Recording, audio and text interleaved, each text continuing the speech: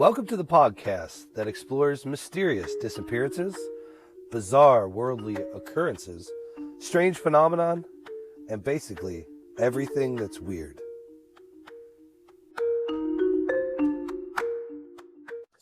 Welcome to the podcast, everything that's weird. We're your host. I'm Anthony, and this is Brandon. And tonight it's the continuation of 50 States, 50 Mysteries by Reader's Digest. You got to throw in the Reader's Digest. Really draws the crowd in. Some of these we've covered. Mm-hmm. Some of them I had no idea. Yeah. Same. We left off at Missouri. Mm-hmm. Missouri was the guy that got Robert Rayford. Who got AIDS really long time ago. He got AIDS, right, before patient zero. Right. So that leads us to Montana. So yeah.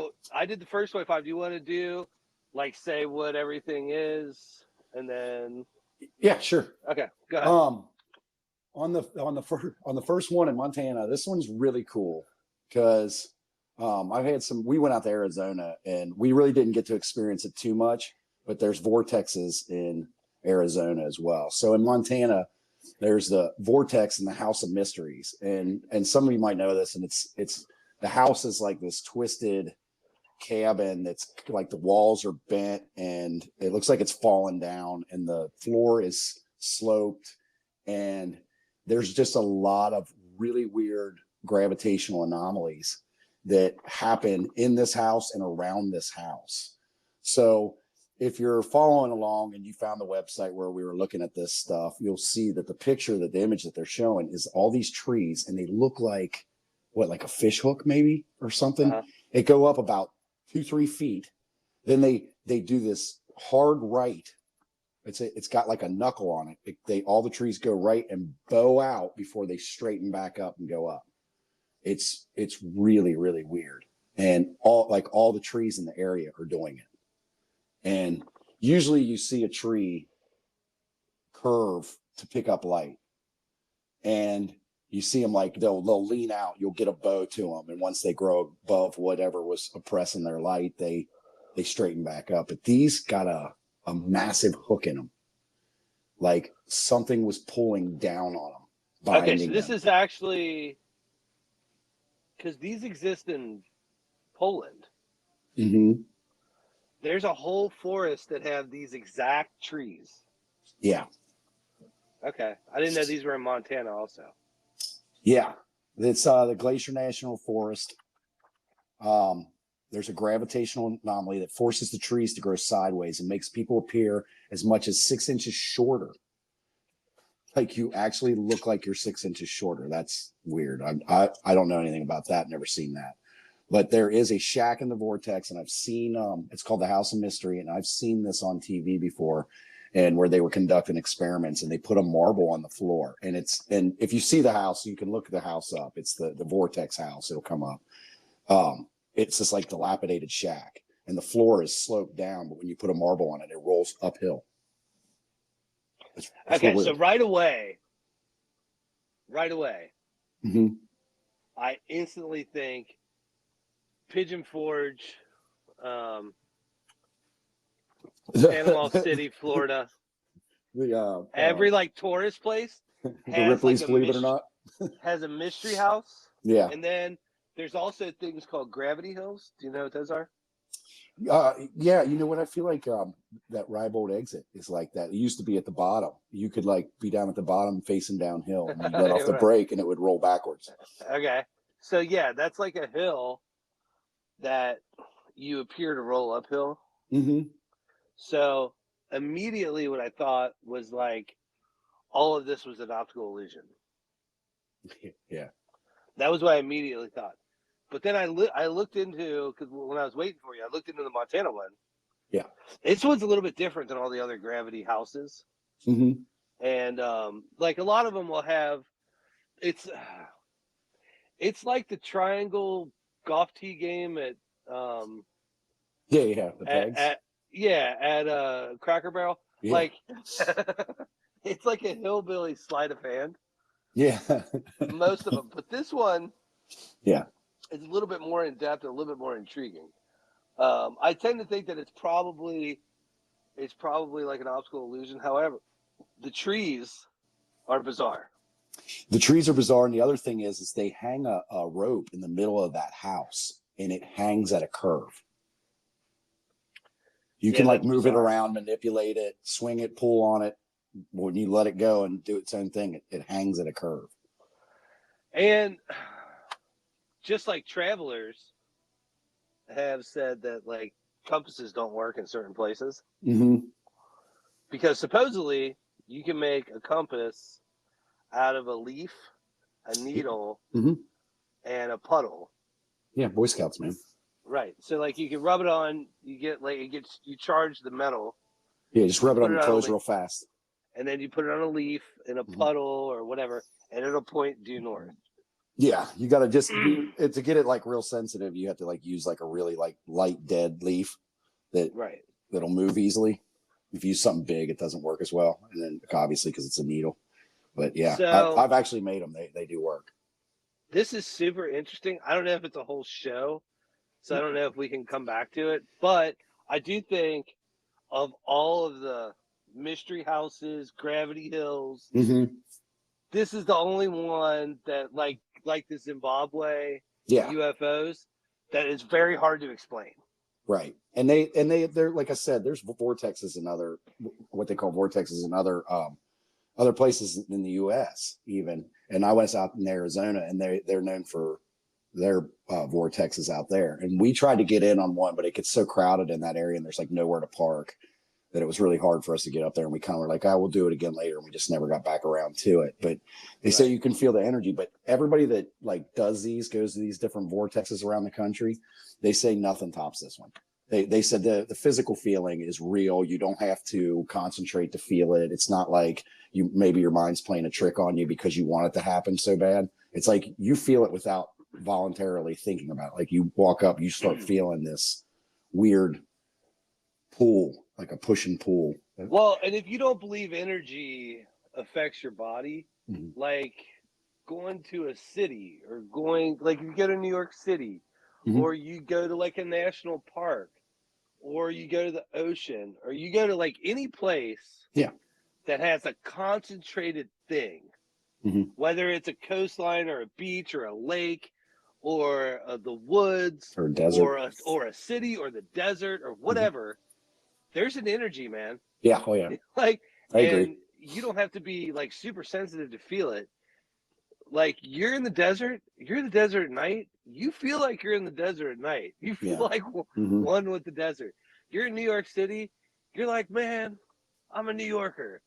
You're at the beach. You're like, I'm at the beach. You're in the woods. You're part of the woods. You know, like there is an energy to that. So, yeah, okay.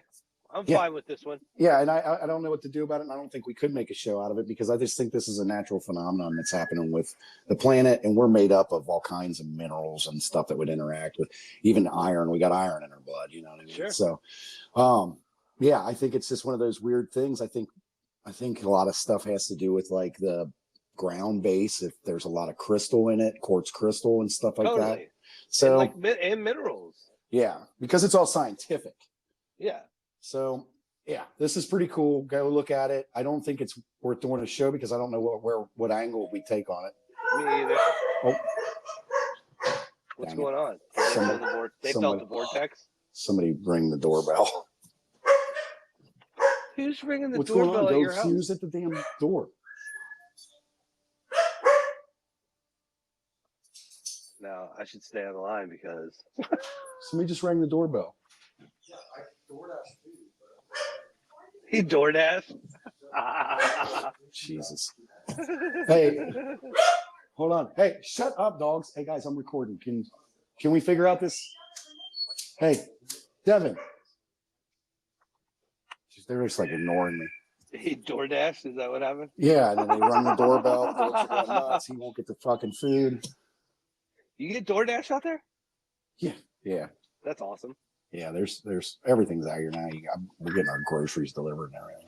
Hey, dude, there's nothing wrong with grocery delivery. You all know, right? I was like mad about it at first, but then I started doing it like online, and I realized I spend way less money on the computer than I do at the store. If I'm at the Fuck store, I'm yeah. like, yeah, I'll take two of these, one of these, one of these. Ooh, they got these. You know what I mean?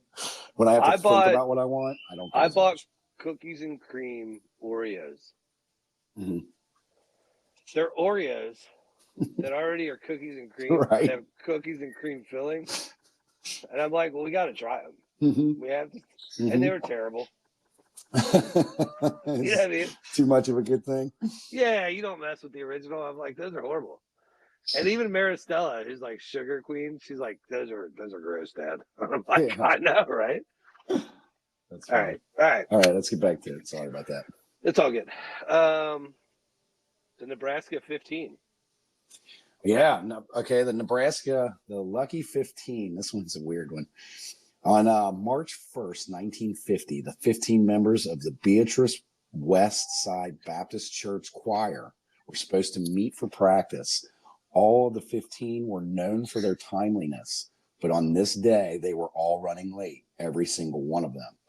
Reasons varied, but not a single one was present when a natural gas leak caused a complete destruction of the church. Shit. So it just blew it off the ground. Yeah, right when they were supposed to be on time, but they were all running late. Okay. This is crazy coincidence. Yeah. Yeah.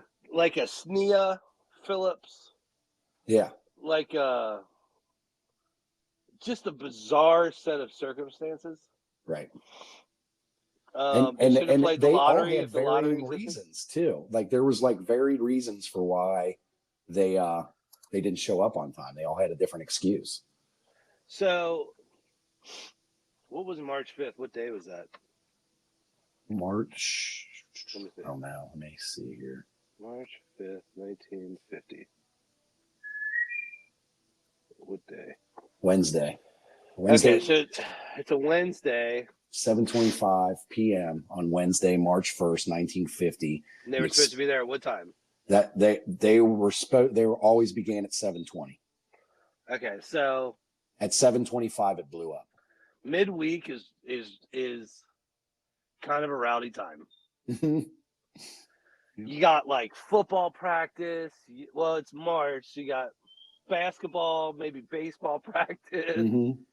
You got dinner. You got to get done with dinner. Mm-hmm. You know, they're obviously part of the church. Yeah. You maybe had to help some kids with homework, but like, I could see 15 different reasons why everybody would be late. Yeah. It all coming together like that at Because once. this is like you get it, dude. You're a dad. You're in the middle of the week. You're working. The kids got shit going on. You know, Right.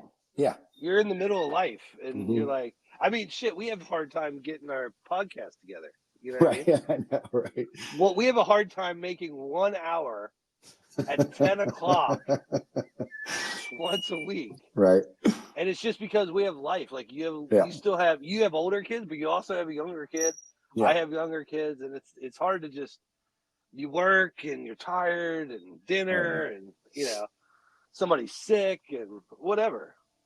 Yeah. Pretty amazing though that it all happened at one time. Yeah, because they said the blast force, there was like a nearby radio station and it knocked it off the air and it shattered windows in the surrounding homes. So that's like it built up in the church and Boom. the condenser kicked on on the refrigerator or something. This is 1950s, so pilot light goes out or something like that. Sure. And it's just leaking gas. And then I don't know the exact details, and I don't think they ever really concrete gave those exact details, but I mean that happened in my place in California. I walked in and it smelled like gas big time. okay, And I got some of the excuses though. You want to hear some of them? I'd love to, yeah. Yeah, you got car trouble delayed 2 women. Okay. The minister and his wife and daughter were delayed by a dress that needed ironing at the last minute. I kind of had a feeling that clothing or being prepared was going to be part of the excuse because it's the 1950s and they didn't. All right. What about homework or practice? Others were late because they paused to complete homework. Okay, I got finish homework. finish a letter. Okay. Oh yeah, it's 50s because not email. Yeah, finish a letter or hear the end of a favorite radio show. I know one woke up late from a nap. Those are the culminations. It's like just like you said. I mean, you shot that one right between the eyes. That's crazy. Because it's the life. same thing. Yeah. It's just life. And it was just like, it's just coincidence. Now I'm sure to them it had this big spiritual meaning. You know what I mean? And Sure. and I hope I hope that, brought them peace or happiness or whatever. But I think this was the freakiest case of coincidence that they all ran late that I've ever heard of. And this is not like nowadays, I think this would be easier to happen because mass communication, like people text and they're like, I'm running late too. Oh, you're running late, I'm not going to hurry. You know what I mean? Like people would talk. You had to ring people up on their house phone, Yeah, I mean, if somebody was having car trouble, you wouldn't know it until they showed up and said we had car trouble because they'd be on the side of the road. That nowadays, if they're on the side of the road, you're like, shit, I'm stuck. My car's broke down. I'll try and get there in a minute, Well, and then people would take their time because everybody else was running late. I think it would be more likely. That's what I'm saying. I always tell people like how dumb it was when we were in high school that we would get lost going to parties. Yeah. That was like a thing. Yeah. People would be like, where were you Saturday? Like, dude, we tried. We got lost.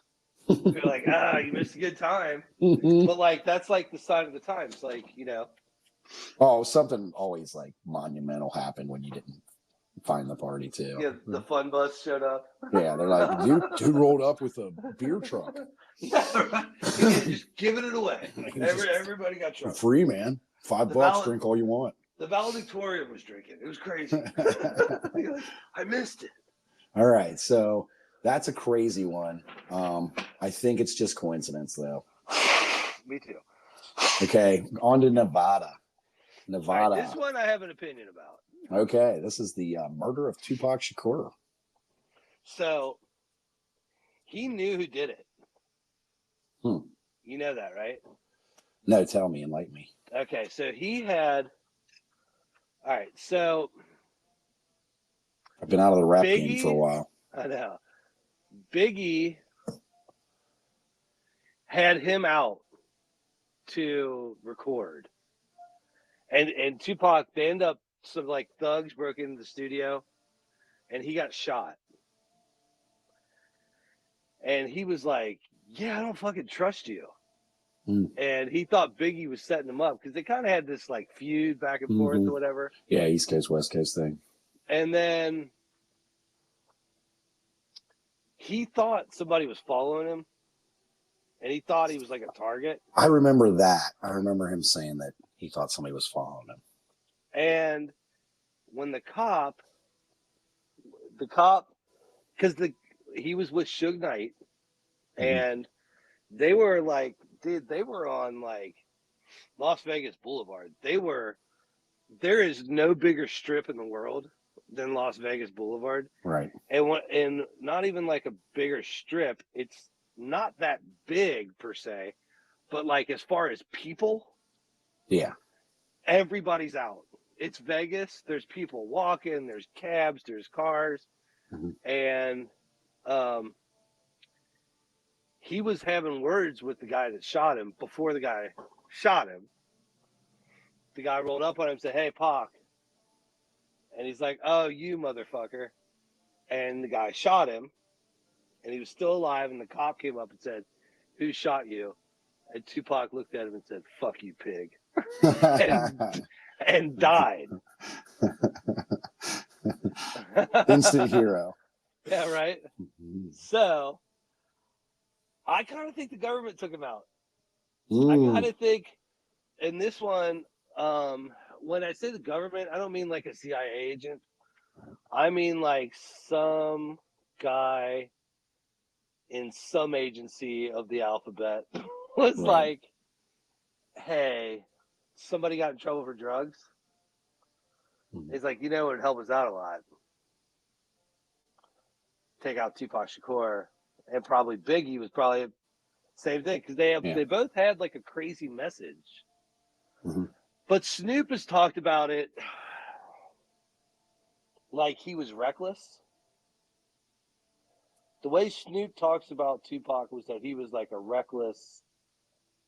He was like caring and like had a message, but he was like reckless in the way he like dealt with people. Mm-hmm. And he was saying that Nas, I think, had seen him, and he said Nas was like had way more homies than Death Row did. Hmm. And he's like, "Hey, I heard you talking shit about us." And he's like, "Yeah, I talk shit about you on this and that and this and that." And he's like, "Well, I just want to let you know I love you, and you know we're all trying to make money." And he walked away. And he said, Pac was like, "I told that motherfucker," or whatever. And he's like, "Yeah, in my eyes, I was thinking, yeah, I don't think so. I think he was like setting you up because he's way deeper than we are. He just wasn't flaunting it." Mm. So I think somebody got a hold of a low level guy, and I think definitely at that time, people did not like hip hop.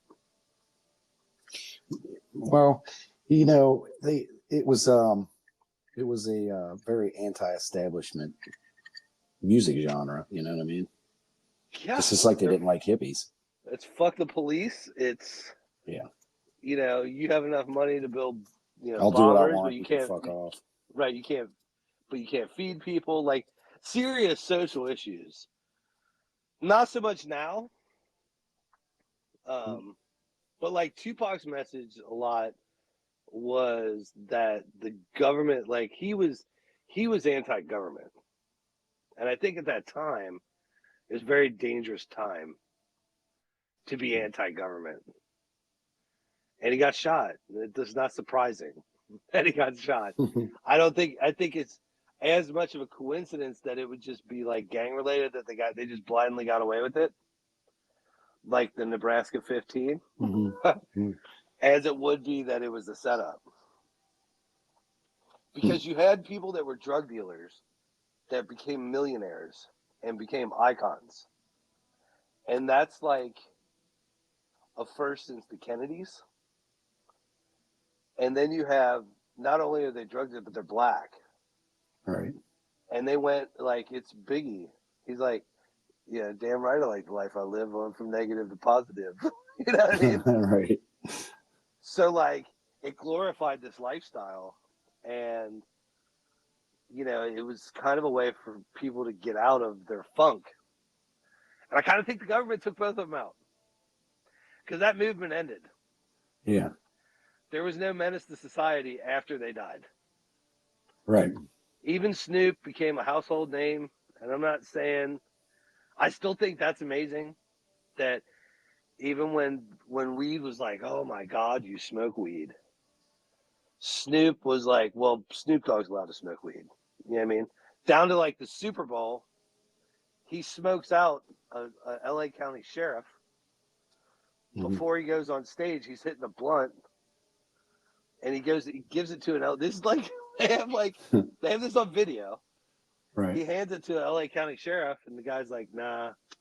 And he's like, "You know what? Give me that motherfucker." And Right.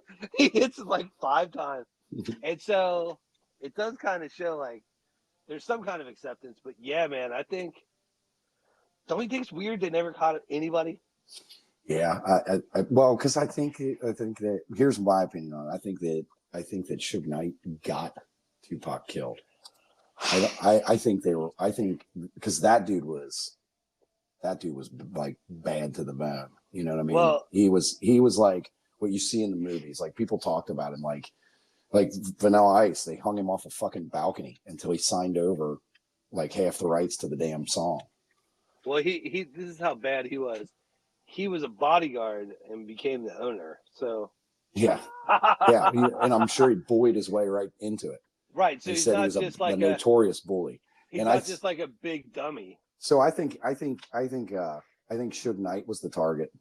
I don't think Tupac was. I think Suge Knight was the target, and then Suge Knight, like he drove the wrong way, like to get out of there to go to the hospital. He was like going the wrong way.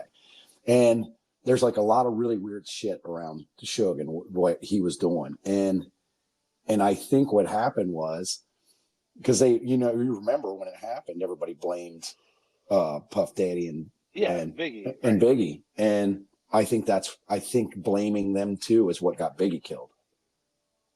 But like somebody was like looking for retribution for Tupac, and it really had nothing to do with them.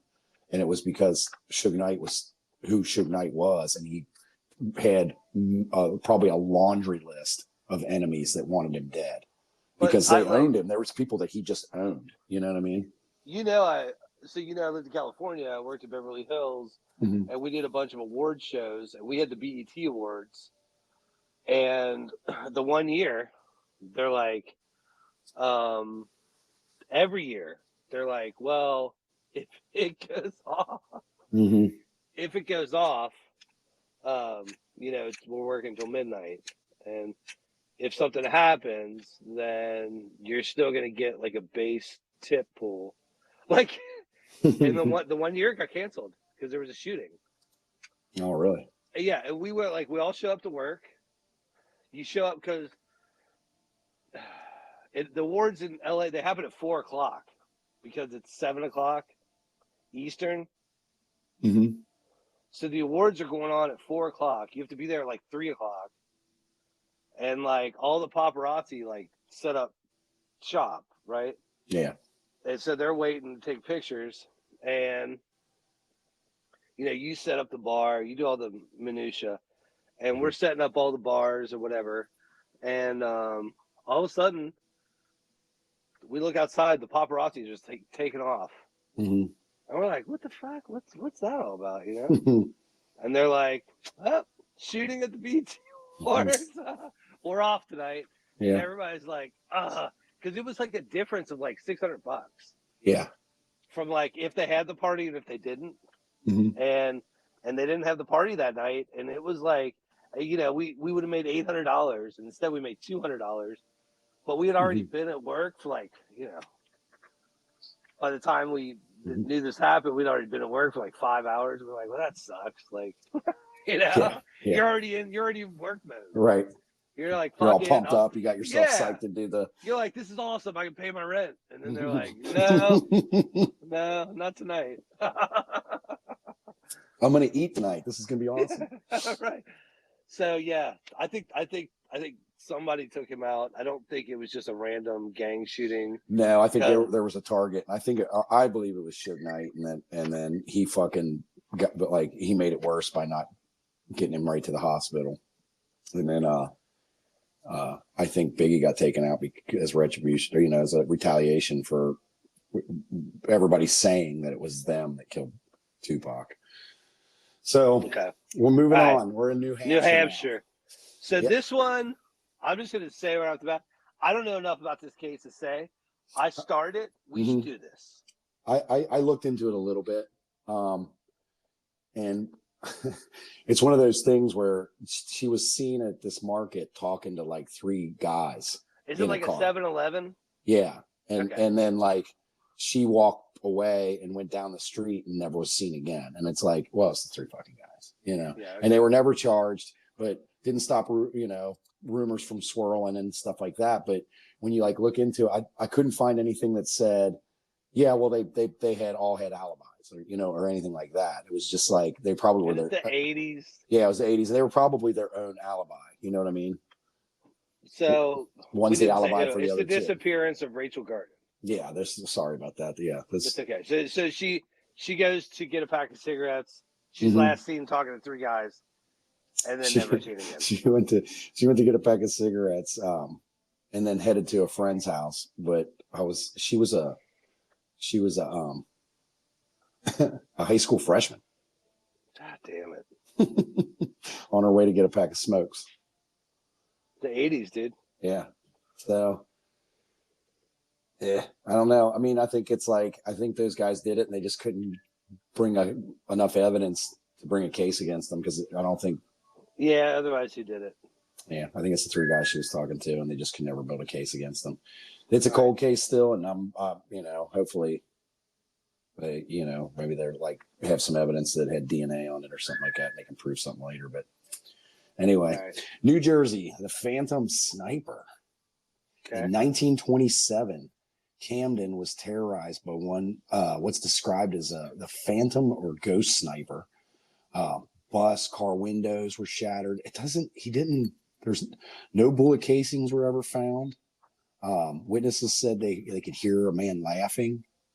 No one ever saw him, or heard anything. Right. They just saw that one report of a man laughing. And then the attack suddenly stopped in 1928, and nobody knows what it was. In my notes, I'm surprised this hasn't happened every year since 1928. Yes. In New Jersey.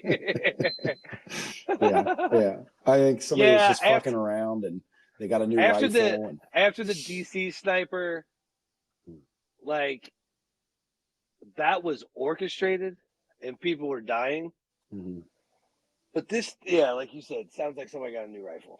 Yeah, and I think because it was like there wasn't anybody killed, right? And it's so densely populated. How do you know where nobody was killed? It was just like he was just shooting windows and shit. Right. There's no triangulation of because they have that, like in the cities, in Cincinnati, they have triangulation where they can take the echo of a gunshot. Mm. And there's microphones all over the city, like super sensitive microphones, and they can pinpoint it to 3 blocks. It's crazy, right? Yeah. So I don't know. I'm surprised that didn't happen all the time. Here's the weird thing, though, that they said cars and stuff, windows were getting busted out, and they didn't even find bullet fragments. There's no shell casing and no bullet fragments. Yeah, but that's what makes it weird. It's the 20s. It's the 20s. Right. They you never know if they looked real hard or, Like John Mulaney, he does a thing. He's like, in the 20s, if you killed somebody, if you weren't there when the police came, you had a 90% chance of getting away with it. Right. They said they dressed up. You dressed up to rob them back. Yeah, right. Get on your best suit and you declare yourself.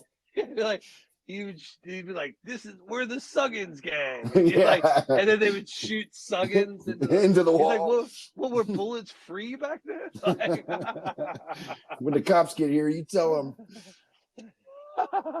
It's and then he's like, and the detective would be like, hey, there's a big pool of blood over by the body. He's like, and the head detective would be like, gross, mop it up. It's true. There was no forensics or anything. So I'm surprised. I don't know. That one doesn't seem. Well, here there was another weird part to it. I mean, if we're going to talk about the weird, here's another weird part to it, was that apparently there was a cop that was doing an investigation on it, and he was actually fired upon twice while he was walking across this bridge, and the projectiles, whatever the fuck it was, hit him directly in the back, hard enough to cause him to spin around and fall on the ground and reel in pain. He got shot? He got shot, but it didn't penetrate? Yeah. Huh. I'm not familiar. A rifle should go through you, right?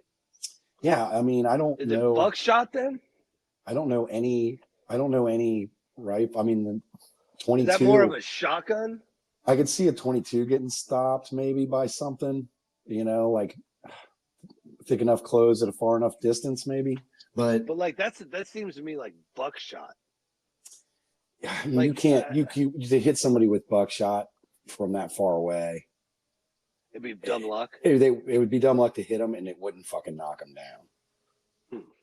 It'd open a hole in from 12 feet, but it just seems like a rifle.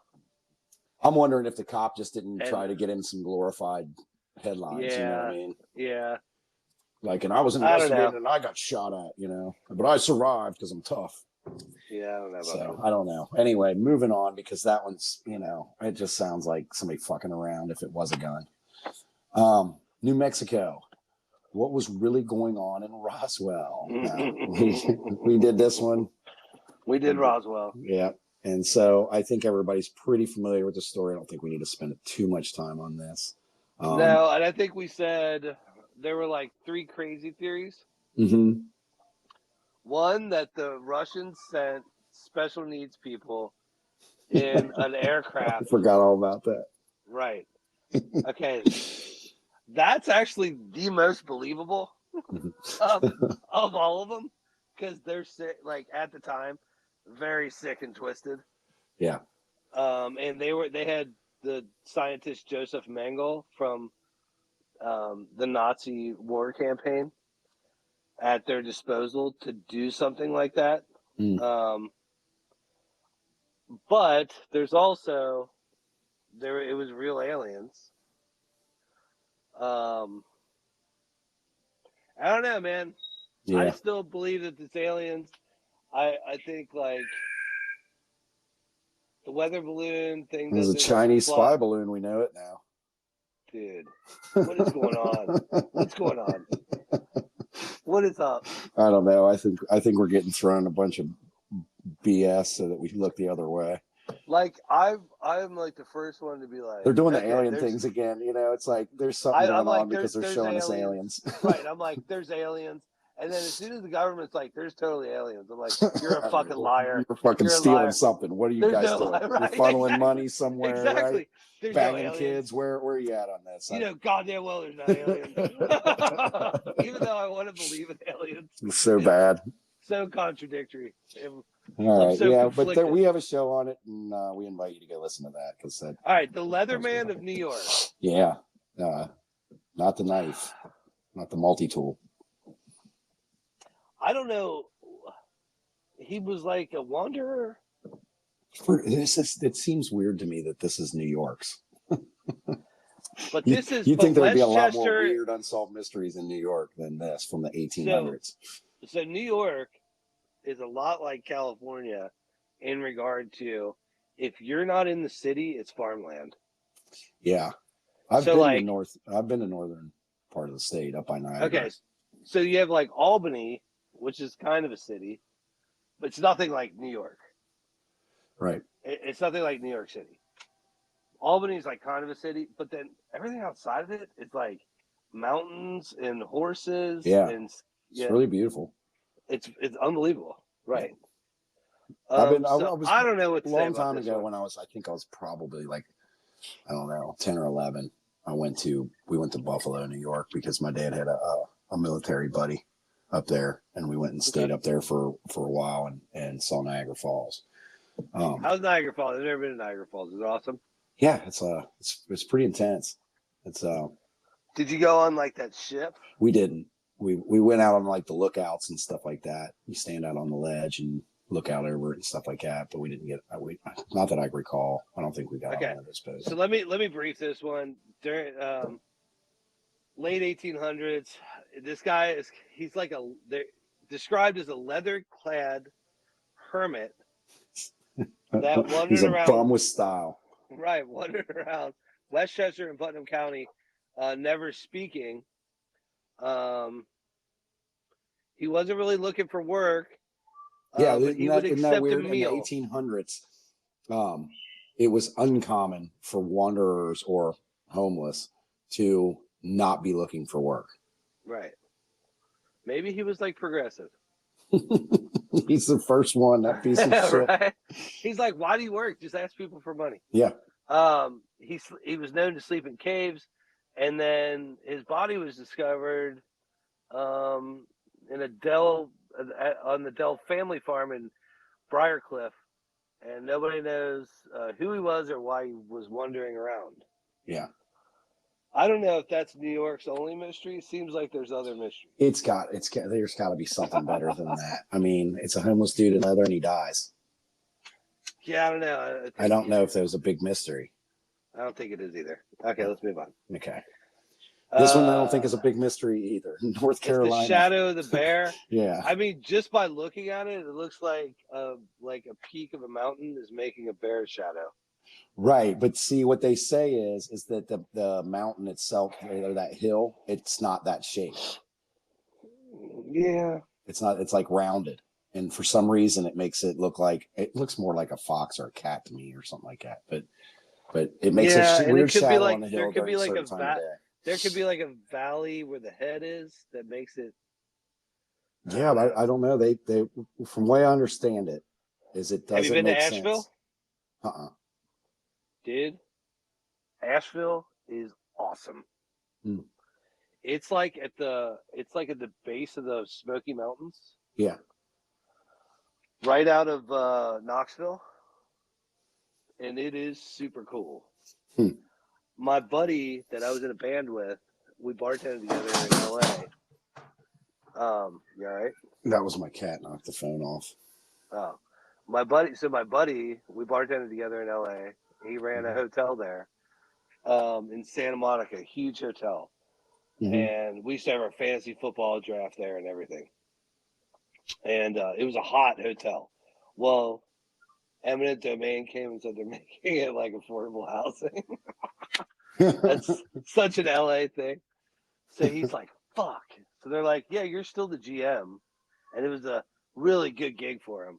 And he's like, fuck it. So he started looking for jobs. And he's like, I'm like, hey, I'm moving to South Carolina. He's like, no shit. I'm moving to North Carolina. I'm like, where? Yeah. He's like, Asheville? You know where that is? I'm like, yeah. Yeah. I'm like, so he is the GM at like this killer hotel. Yeah. And when we were driving here, we actually broke down in Asheville when we moved down here. Stephanie's car like had transmission problems or whatever. Right.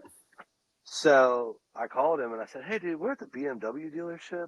Like, there's like a McDonald's. He's like, dude, you're like right next to my house. I'm like, are you serious? He's like, yeah. He's like, just come stay with me. I'm like, dude, we're moving. We're like dirty. I'm like, I have the whole family, a cat.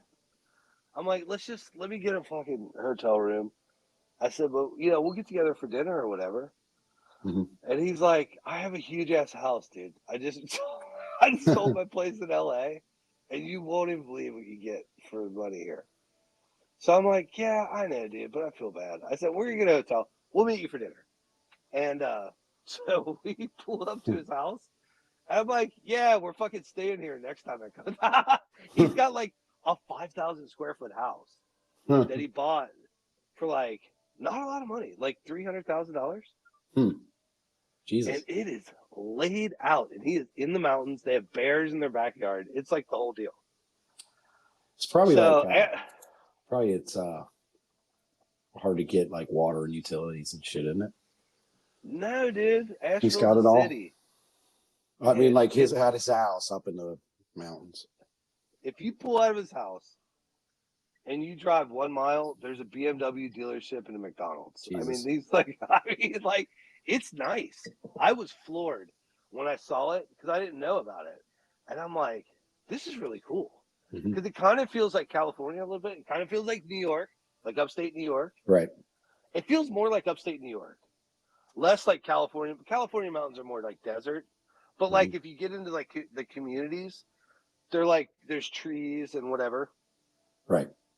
But New York's more like overgrown with trees, and this is very same thing. Yeah. So this one's like, it's kind of dumb. I think it's pretty stupid. There's like a shadow that's on this hill, and it's like it's in a very small timeline where it like goes from like one shape into the bear looking shape and then out of it, and it's in like a 10-minute sequence or something like And that. Or less than 10 minutes. I had called him about this. He had no idea. Yeah. So, all right, we'll move on. So North Dakota. Yeah. North Dakota, Eugene Butler's crawl space. This is another old one. Yeah. And I guess it's in Niagara, North Dakota. So it's about 40 miles west of Grand Fork, which it was founded in 1882. That's what I was looking at. It says, but back in the early 1900s, still pretty old, there were at least 6 more people there than anyone knew about at the time. In 1915, the bodies of 6 people who had been bludgeoned to death were discovered in the crawl space of a house that had once belonged to a recluse named Eugene Butler. He died in 1911, several years after being committed to a mental hospital. Their identities remain a mystery to this day. Well, there's a thing that said in like I don't know when it was, 1970 or something, like 300,000 children went missing, and what it was the IRS required you to have a social security number attached to a kid on your tax return, and that's how many kids people were claiming before that that weren't actually kids. So this doesn't surprise me at all. Like, you're not part of the system. Like, it's 1915. I mean, you're born in a house. There's no record of you at all. Yeah. How would they know? I think it was just a crazy dude who lived in the house, and every time somebody came up and the solicitor came up and rang the doorbell, he bludgeoned him over the head and hit him in the crawl space. I told you not to. It says no solicitors. No, yeah. Because that would have been 1915. That would have been like the heyday of door-to-door salesmen. Yeah. So, or at least the start of it. You know what I mean? I think that was like around the advent of being able, because you were mobile. You would have thought their managers would have been like, every time we go to Grand Forks, we lose salesmen every time. They must find work somewhere else. I know. Well, so it would have been like early car, but you'd figure an early car would be the first you would see, because that even in 1915 there's 1915's delivery vehicles. But even 1915, it's not like you had two cars. No. People had one car if they had a car. Yeah, and it could have been any number. It could have been the mailman. Who knows? Yeah, I don't know. That one's kind of hard to say. All right, we'll move on. The Ohio, the Circleville letters. We did one on this. Yes. So the Circleville letters, just like a brief thing. Somebody start sending out harassing letters, and it started with the bus driver because she was having an affair with the superintendent. Yeah, and somebody was writing her a letter telling her she needed to confess, or that they would go and make it public. And they thought it was her boyfriend at the time, this guy named Paul Freshour. Yeah, well, she was sleeping around on her husband. She denied it the entire time, but then ended up getting in a relationship with the guy she was supposedly having the affair with later on.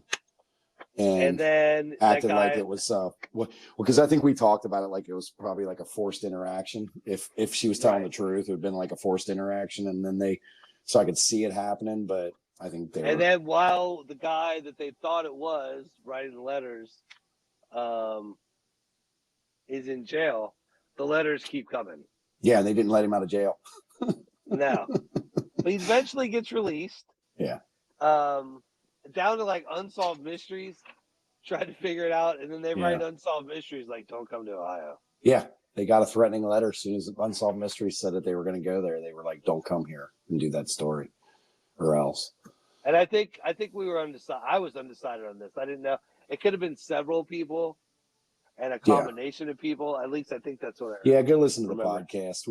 We did cover a lot of stuff on that one. And there's a lot to it. There was like a trap set up for her, remember, with the signs, and there was a gun in the trap and all that stuff. Somebody tried to offer. So it was very detailed. Yeah. So, hey, real quick, the train in northeastern Ohio, Jesus Christ. Yeah, we're probably all gonna die. It's not a big deal.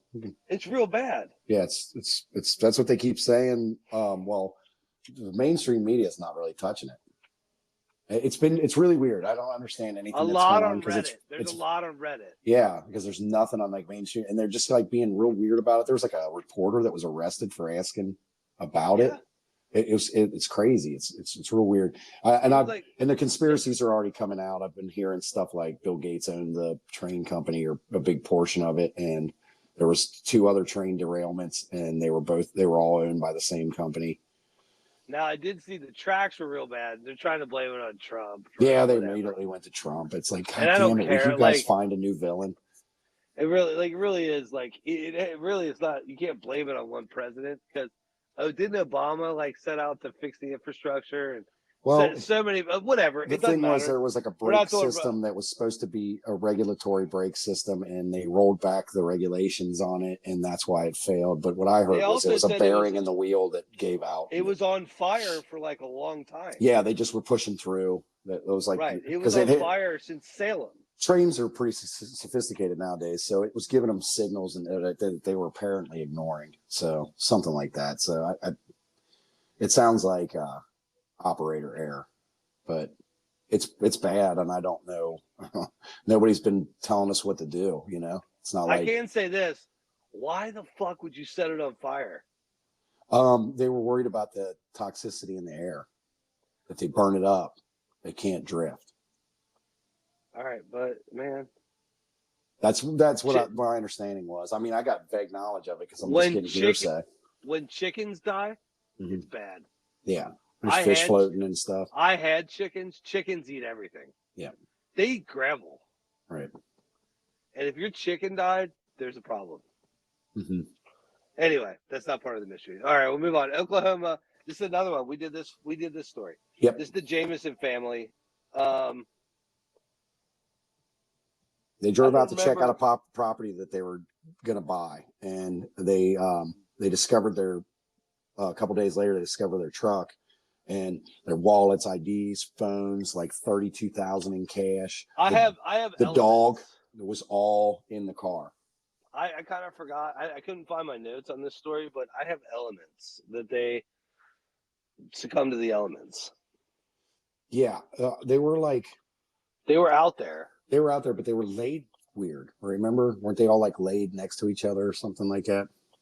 Yeah, I forgot about that. Yeah, I forgot about that. Well, we did a podcast on this. Yeah, there's even a theory of that they like fake their deaths and joined witness protection program.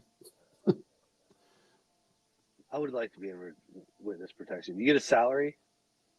Yeah. And a house and a car. I know. I want to see some crazy stuff and have them relocate me. Yeah, I'm down with that. All right, Oregon. The mysterious shrieks of Forest Grove. Yeah. There's a small town, and Forest Grove is generally a quiet town. But in 2016, the quiet was shattered by reports of an otherworldly shrieking sound. So, I mean, they said it's the sounds like a train careening wildly on metal tracks, except for there's no train nearby. Okay. This is one of those things where. Is there a highway? I'm around enough fucking hillbillies to know that they do dumb shit. Yeah. And it does unsurprising, it's always like some surprise, the outcome, because they weren't expecting it. And it's like, they might have shot a fucking cylinder tank and it shot off into the air. Right. And somebody heard it off in the distance and was like, what was that? And they're not going to come forward and be like, hey, I was doing some illegal shit over here. Don't worry about it. So I feel like that's what this is. Because I don't know. It feels not that somebody shooting a gun. It's Oregon. I don't even think they own guns there, but it sounds like one of those deals. You know what I mean? It's like that one. There was one earlier. I can't remember what state it was where they heard all the crazy weird noises in the woods. And it's like somebody just going out and partying in the woods. I think it could have been what I think. Shit. It's like you see people like I know people that are like get that what's it called? The stuff that blows up when you shoot it, and they put it in like 5-gallon buckets. And Tannerite? Yeah, tannerite. And like I think of stuff like that. Not that would make a shrieking noise, but I'm saying like they probably have something else that they doing something weird. You know what I mean? And it makes something. I lived in Indiana. They made an oxygen bomb. Do you know what that is? No. Maybe. Dude, they take a 55-gallon drum of Dawn soap. Yeah. And kids don't do this at home. They put an oxygen tank on it. Mm-hmm. And they wire a charge into the house. And they turn the oxygen tanks on, and it makes bubbles. and it makes so many fucking bubbles that the whole house is full of oxygen bubbles. Oh, okay. Is that And what the they oxygen set bars are? they set it to charge. So I knew a policeman that did this with a bunch of good old boys. Mm-hmm. They blew a house, it was an old farmhouse they were going to like tear down. They blew a house 50 feet off the ground. Jesus. Right. It was so loud, it was heard 3 counties over in Indiana. Mm-hmm. And you know, Indiana counties are spread out. Like, Right. right? So you're talking 20 miles, 30 miles maybe, Mm-hmm. you know, and of course they send a shit ton of police there and they all bail, they all leave. Right. But there's only 7 people that can do that in the town. Yeah. And they're like, "Did you do that?" And they're like, "No, no. I wish I did." That was their alibi was, "I wish I did." That sounds like fun. And they're like, "Well, he said he wished you could." And I believe him. I believe him because, I mean, he said he wished he could have done it. Right. He was being a cop. honest. Yeah. And he was a cop. That's funny.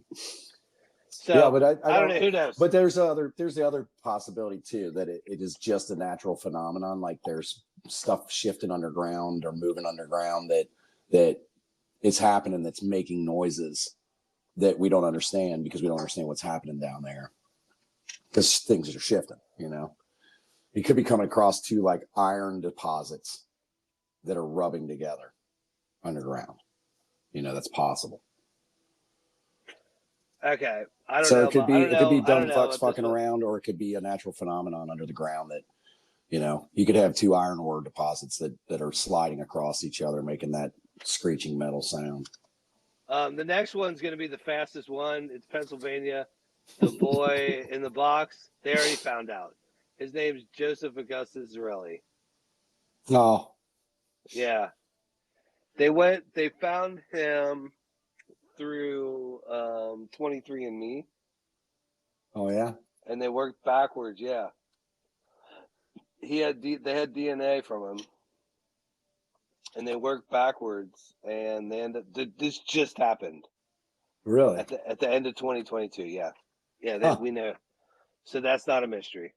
Okay. I don't know anything about him. I don't know why he was in there.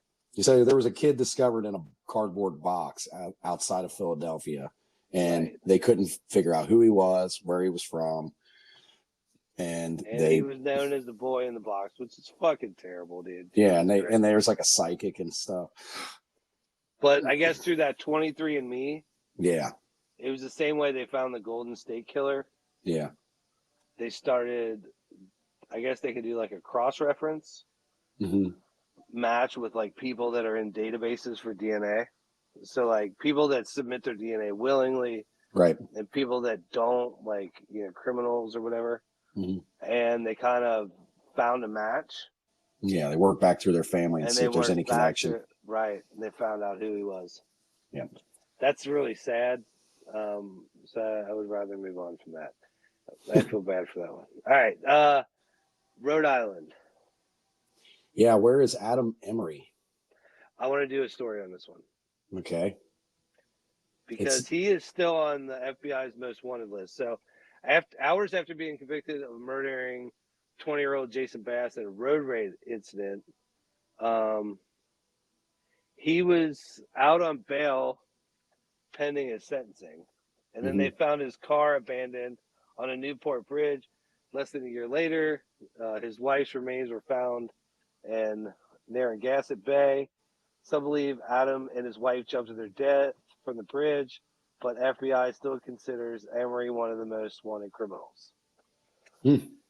So did he kill his wife and take off? Or they found her body, but not his. Yeah. I mean. Yeah, but that goes back to that guy from Arizona, Rob Fisher. So I'd like to look at that one. Yeah, I don't want to say too much if you want to do a show on it. Yeah, I don't know anything. Now, I live in South Carolina, so the next one, the Lizard Man. Now, I was just out doing a bid on a job. And you saw the lizard Uh, man? if there is a lizard man, he lives at this house. I will say this: South Carolina, if you're not familiar, is one of those places where you could totally run off the road and live, right? Hmm. And then get eaten by a snake or alligator. It's like the elements are way more dangerous than any city you're going to be in South Carolina. Hmm. Like even Columbia, which I think is the highest crime rate, it's a college town. South Carolina's there. That's the college. Yeah. The Gamecock. The Gamecocks. It's a college town. It's more of a city. But South Carolina has like pockets of people, and then the rest of it is super rural. And there is nothing, man. And when I was there today, I was like maybe an hour and a half from my house. So, And it's like is this like a thing that like, is it like, when you get like Washington State and they got like Bigfoot stuff or like, you know what I mean? Like, yeah, probably because there's a lot of dark places. Or when you get out to Roswell, they got all the alien stuff. Is there like lizard man gear out there now? Or Okay, so I haven't seen a lot of lizard man gear. Mhm. And this is actually the first time I heard about it. However, where I've gone to do jobs, yeah I get it. It's dark, dude. It's so dark. I remember my dad went to Paris Island for boot camp, and he said he caught a plane to Knoxville. They gave him a standby ticket. He went to Knoxville, and some trucker gave him a ride. He's like, "Where are you going?" He's like, "Paris Island." He's like, "Yeah, I'm going to South Carolina. Hop in." So he hopped in, and he's like, "It was so dark." He's like, "I don't even know how to explain how dark it was." He's like, "There were no lights. There were no reflectors. It was so dark." And the guy just stopped and said, "Here you go." And he's like, "What do you mean, here we go?" Because my dad was like a city kid, you know? And he's like, "Just follow that road, and you can't miss the base." And my dad's like, "Are you serious?" He's like, "Jesus Christ." So he gets out, and he's walking on this road, and he said, "I had a flashlight." And he's like, "I kept hearing shit." And I'm like, "Fuck." And then he's like, he said, "I walked about, I don't know, maybe 300 yards." And he said, I kind of came over this little hump, and I saw like the base. And he's like, "Oh, okay, there's the base." And I was like, I never really believed him or never really understood, I guess, is probably better. Yeah. But then I've done work out at Paris Island. Yeah. And holy shit, man, it's dark. It's a 2-lane road, and there's swamps on both sides. Yeah. They call it low country here, which basically means it's like the earth and the water are the same height. Right. So like within like 2 feet. Like, okay, if there's a category 5 hurricane, Yeah. Hilton Head, all the way like 40 miles north is underwater. That's how low it is here. When you drive on the road, you know how they build the roads up? Yeah. You're even with the water. Right. So like routinely water, like there's a storm surge. So or and like, there are gators in that? oh yeah, dude. Okay, Yeah. so Because it's a mixture of fresh water and salt water. okay, So so gators brackish. when they're on dry ground, level ground, they can't stand up on their hind legs. Like that doesn't happen, right? I don't know about that, but okay. Well, they don't just pop up on their hind legs. They won't move around like that. There's no locomotion like that. They can high walk where they get up like real high on their legs. But the thing is when they're in the water, they can go all the way up out of the water until their back legs are showing. So Stephanie and I hold themselves up with their tail like that. So Steph, big 7 foot up out of the water. You know what I mean?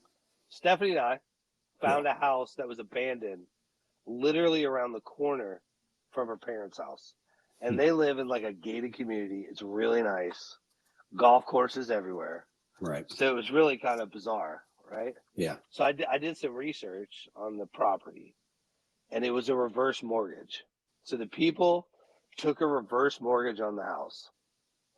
So when you do that, you have to pay for the lawn, the upkeep, right? Yeah. And they make the outside of the house look nice. Right. You take all your stuff out of the inside of the house, and then they went up the street to like the assisted living place Yeah. and took a draw monthly from the house until it ran out of equity. Okay. So this house was out of equity. The people had died, and it was like 2 or 3 months out of equity, which meant the mortgage company in the house. So I immediately contacted the mortgage company, and they're like, "Yeah, there's an auction. You can bid this date." They gave us the bid. I immediately got outbid, but the point is, we were looking at it, and it was right on the back of a lagoon. Golf courses on each side, big, huge pond, lake, whatever you want to call it. And I walked around. We had the kids. One was in a stroller. One was on a bike with training wheels. And I walked around the back of the house, and a gator came out of the water almost to his tail. Yeah. He was about 8 foot tall and ate a bird out of a tree. And it freaked me out so bad. I'm like, yeah, I don't care how good of a deal it is. We're not. Yeah. We can't have kids here. The kids can't run around the house. Yeah. So that's my point. saw- I think if you're like you're saying, if it's really dark and the water is like right next to the road like that, if a gator was coming out like you just described, you got a 7 foot tall lizard, man. I'm with you. And then I'm with you on because they that. said one of them like was like it attacked a car, and if it was by the road and he goes up in the air and he misses and falls forward and hits the car and lands on it, you know They're what like, I mean? ah! Yeah, yeah. And it's like, no, he was standing up. It wasn't a gator because they don't on dry ground. You know what I mean? And But in the water, they do that. So we didn't live here then, and I told a couple people that. And they're like, "Well, that's crazy."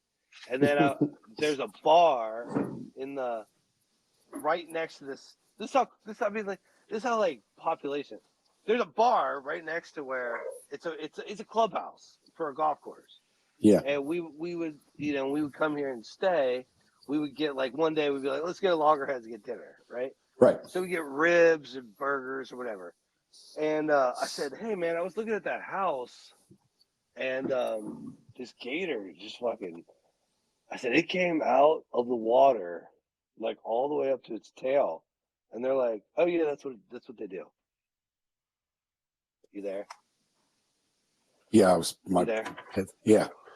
It's all right. They're like, yeah, that's what they do.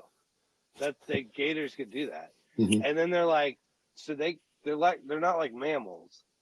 They have bursts of energy. Yeah. They can run for a short amount of distance, fast. Pretty fast. But then they get tired. Mm-hmm. They can jump out of the water, but they get tired. Right. And my daughter she goes to like summer camp, and the kids they call this alligator Big Chungus. And he's like 14 feet, dude. And she's like, Big Chungus lives in Spring Lake. And I'm like, what? And she's like, yeah, it's Big Chungus. He's the biggest gator. She's like, all the kids talk about him. And I'm like, shut up. And we're riding bikes one day. I'm like, holy shit, is that Big Chungus? She's like, that's Big Chungus. So yeah, the lizard man is totally an alligator. Yeah, I think so. I think it's just I think a few people saw one rising up out of the water in the dark, couldn't make it out. It looked like a big lizard standing upright. So it's at least that's what it sounds like to me. I don't want to just dismiss anybody out of hand, but with the evidence I have, that's what I'm going with. All right. South Dakota. Yeah. This one's weird. Tina Marcotte called her friend to say she had a flat tire. but that coworker, Tom Keeter, Yeah, cuter. I don't know. was going to help her out. Tina was never heard from again, and when Tom was questioned by police, he disputed that he had been in touch with her that day at all. Yeah. The next day, he was found dead. He had been run over by his forklift. Yeah. Was it an accident, suicide, a homicide? What happened to Tina Marcotte? Nobody knows. I would like to do this one. Yeah, this one seems pretty interesting because he was. I think they even have a picture of him under the forklift. Yeah. I came across the picture of him under the forklift. Oh, you found one? Yeah, that's pretty crazy. Okay. So, like, well, it's just like his legs sticking out, and the wheel is on one of the legs. It looks like if that's the real picture, it looks like the right timeline. Like the photo's kind of grainy and stuff, you know. Okay. So very weird story. We should do that one. It's an unsolved mysteries one. I think it's on their website. I don't think it was in the show. I think it was on the website, but still, right. Seems like a good one to do. Yeah, I have nothing on it right now. We'll move on. Tennessee, Craig Miles Mausoleum. Mm-hmm. In 1871, Nina Craig Miles was killed at the age of 7 when a buggy she was riding in was hit by a train. God damn it. Yeah. Keep a hold of buggy. I'm guessing they mean like stroller. Oh. And her family had a mausoleum built for her and future deceased members of the Craig Miles family. It was fine white Italian marble. Shortly after Nina was placed there, red streaks and splotches began to appear in the marble. Efforts to clean the marble failed, and each time a family member body was placed in the mausoleum, more red stains appeared. There's no scientific explanation for the stains. I don't agree with that. Some believe they are Nina's tears, and I think I have a very reasonable explanation for this. Yeah. What is it? So this is marble block, right? Yeah. And the whole entire thing is made of block, and block you can't just glue it together. It has rebar. It has iron pins in it. Yeah. And the iron pins are rusting because it's completely sealed. Condensation gets in between, rusts the metal out. The metal bleeds out. Marble stains. So they can't get it out because marble does stain. If anybody with marble countertops knows that you have to treat them every so often and stuff like that. So you know, like Antarctica has the blood falls, and it's the same thing. Yeah, it's all iron. It's minerals. Yeah. Yeah. So I think this is easy to explain. I don't think that they had any experts look into this. I think they just, because this is an old story again from the 1800s, and they were like, "There's no scientific explanation," you know. But I think there is. I think, especially back then, if it was being built back then, it would have been, whatever they were using. They weren't being using stainless steel and stuff like that, or aluminum or anything like that. They would have been using iron. So I think there's iron pins in there holding the blocks together. And every time they open the door, they let air in, they seal it, it condensates, sweats the walls, blah, blah, blah. And it keeps happening every time they put a body in there because they keep opening it up and closing it back up. So I think that one's pretty easy. I'm with you. Okay. All right. Texas. Yeah, the girl behind the Amber Alerts. Yeah. And most of the time, an Amber Alert is a parent that didn't check in with their mediator. Yeah. Yeah. It took them to do putt-putt golf. Yeah. Yeah. But they you know, I get the Amber Alerts. My phone does that thing where it just starts going off. Yeah. And, but the thing is like every time I look at it, because I think it's important, so I go in and I look, and I'm like, this is nowhere near me. Yeah, right. Me too. Why are you showing me this? This is across the goddamn state. I don't. So they used to do that. Even they do it. I did it in L.A., Indiana, and here. There'll be like a girl in Columbia, and I'm like, yeah, I'm like 3 hours from Columbia. Or they'll be like in L.A., it'll be like a girl in San Francisco, and you're like, okay, it's like 8 hours from here. Yeah. And like Indiana, it'd be like in Indianapolis, you're like, yeah, it's 2 hours from me.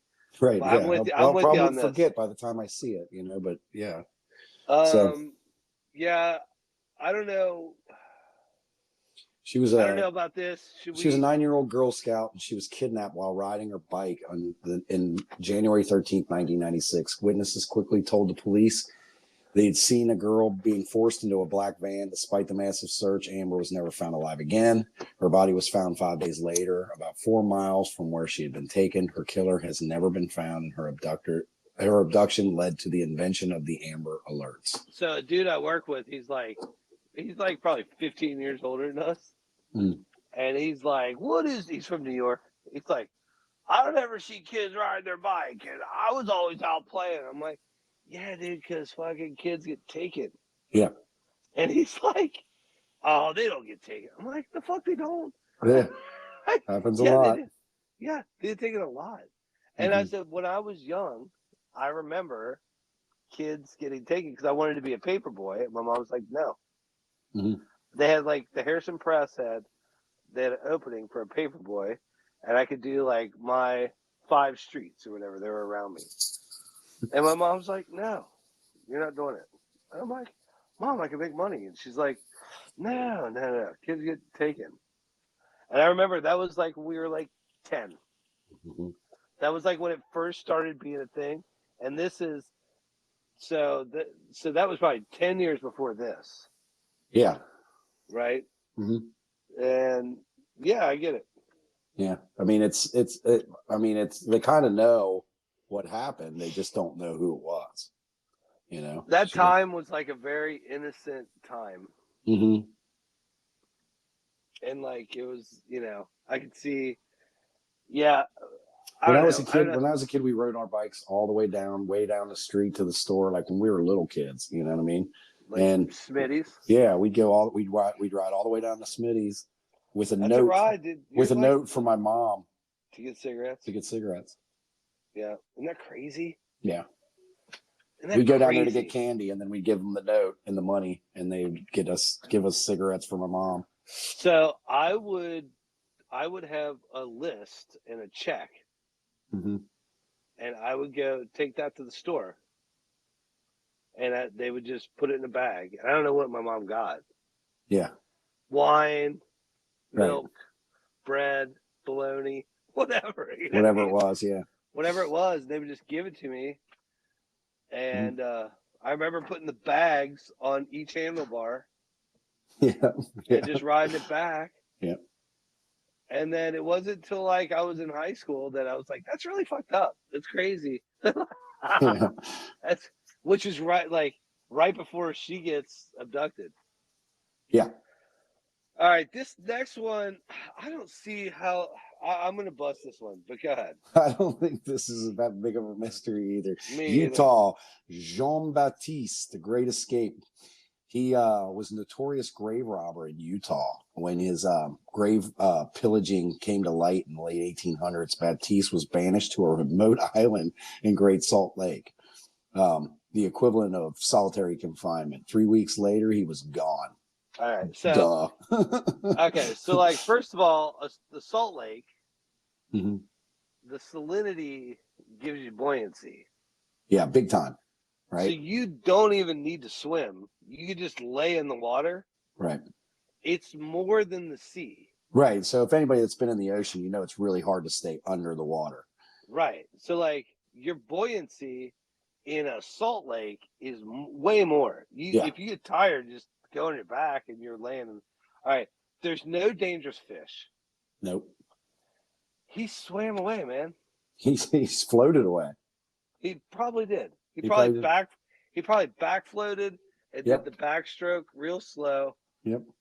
He got the land. Because they had to have been feeding him, right? You can't. Also, the Great Salt Lake, this island that they're talking about, it's not that far from land. Yeah, and I wondered about that because it almost looks like it's even like connected by a thin strip. It's crazy. And it's like, did they have somebody posted, like as a guard? No. Just to make sure like he didn't go to that strip of land and come up it? I mean, because if not, he didn't have to go far at all.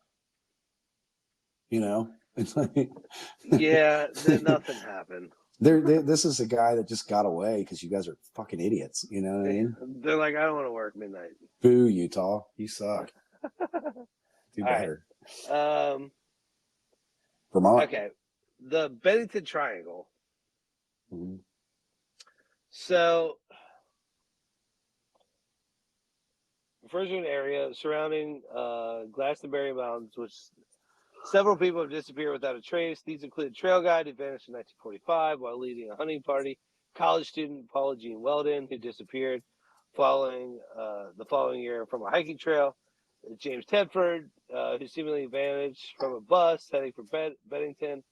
Since then, the disappearances were clustered in the 40s. There's speculation of a serial killer, but others believe paranormal forces are at work. I think this is another one. It's like the time. Maybe I could see maybe throwing the serial killer thing in there. Yeah. But, And I think this area has like a lot of in this like Washington, it's like, I mean, just judging from the pictures, it's like out there, right? yeah, but this area is known for its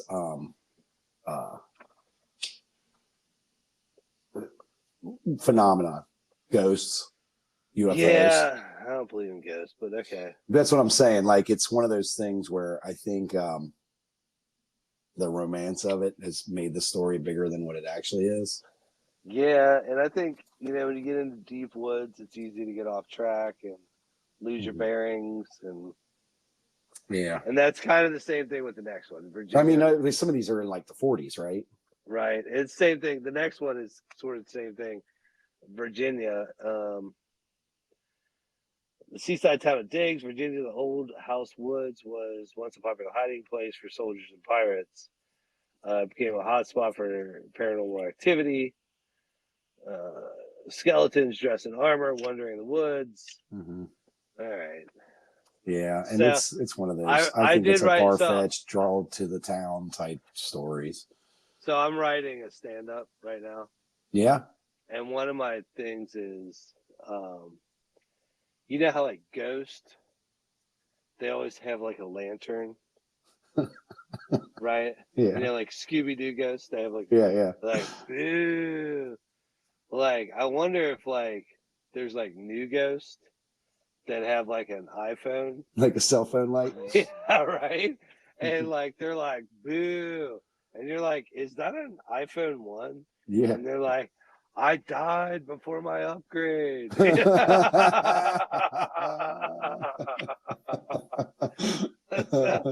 what I always think of when I read stories like this. Like, the ghost. I don't know. It's hard for me to believe in ghosts. So if you want to know never about the seen story, the Virginia one, it's a culmination of a bunch of different ghost stories that all are kind of centralized around this one cabin in the woods, basically.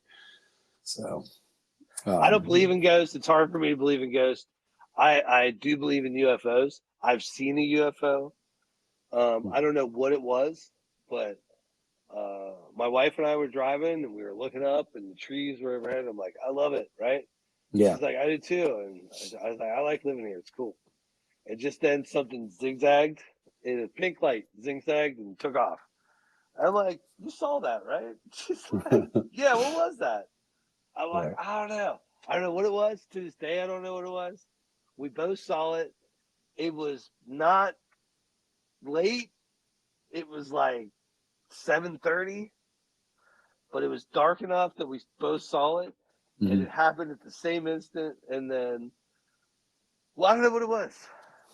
I still don't know. So I don't know. It's hard to say. Maybe it's something you don't know what it is, and you have no explanation for it, and it gets embellished. Right. Okay, now this one, Washington. It's pretty cool. This happens. Yeah. Yeah. So not to this extent, but this sort of happened to me. So happened to me too, but in the other direction. Did it? I got hit in the head and I got dumber. Did you? I got I like to think I did. I knocked myself out one time. Like jumped up into the ceiling, like I was there, like doggy gate in a hallway. Yeah. And I went to like jump over. It was pizza guy was at the door, and I just went to go jump it, and I just jumped right into the ceiling, archway of the ceiling, and out cold. Really? Yeah, knocked me out cold. Right. I come to with like, I don't know if you've never passed out before or anything like that or knocked yourself out. You're like, you have no clue what's going on. Then I come to and I hear the doorbell ringing. I have no idea why. You know, before I hit my head, I knew I was going to get a pizza. And I was like, I just knew the doorbell was ringing. So I just walked up and I opened the door. This was back when we were living in my dad's basement. And so I had to go all the way upstairs to get the pizza. And so I go over and I open the door and there's a pizza guy standing there. And I was literally just still holding the money for the pizza in my hand. And he was like, here's your pizza, man. And he was like taking the money out of my hand, and I wasn't like letting it go. And I remember like being like, and he goes, "Are you okay?" And I was like, "I think I just need to sit down for a second." And I handed him the pizza back. And I went back into my house with the door wide open, went and sat on the couch in the living room. Like, I think I just got dizzy or passed out or something. And he goes, "Do you need me to call the ambulance?" And I was like, no, I'm fine. Here's your money, man. Sorry. Just keep the change, and walked away. I go downstairs and my wife and a buddy of mine were down there waiting for me. And they're like, "What the hell took you so long?" So I'd been gone for like longer than it should take to go get a pizza and come back down the steps. I guess he'd been ringing the doorbell for a while, and we couldn't figure it out. I was like, I don't know what happened. I just got up and I was like getting the pizza. I don't even remember ordering the pizza, you know, and we're like trying to figure it out. Maybe you hit your head or something like that. And I sat down on the couch and I was eating pizza, and my buddy walks by the backside of the couch and just happened to look down, and my head was split wide open on the top. Oh shit. Yeah. And it was like one of those so deep it was like black blood. You know what I terrible. mean? And it was a half inch open, and it was probably 3 inches across my head. I rocked my shit. And they were like, "We need to take you to the hospital." I was like, "Hell no." And I refused to go. I still got like lumps in my head from it. I was like a slacker. Mm-hmm. And I never cared. I never cared about learning, ever. And a guy that was on our wrestling team, he was like my weight, Mm-hmm. and he was like the varsity guy. And one day we were like joking around, and he put me on his back and did like the backbreaker. Yeah. Where like, and I like twitched out. Huh. And he got so scared. He's like, "Holy shit." And it was me, Adam, our buddy. Yeah. Doug A, our other buddy. Yeah. And Colt B. Mm-hmm. All guys we know, right? Yeah. And they're like, "Holy shit, what happened?"